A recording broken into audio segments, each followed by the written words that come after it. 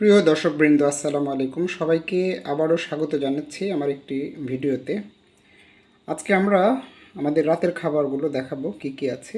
এখানে দেখতে পাচ্ছেন, এটা হচ্ছে ধুন্দুল সিদ্ধ নিয়েছি আমরা। এটা আমরা নিয়েছি গাজর সিদ্ধ। এখানে অবশ্য একটা ধুন্দুলের বীজ দেখা যাচ্ছে। আচ্ছা, যাই হোক।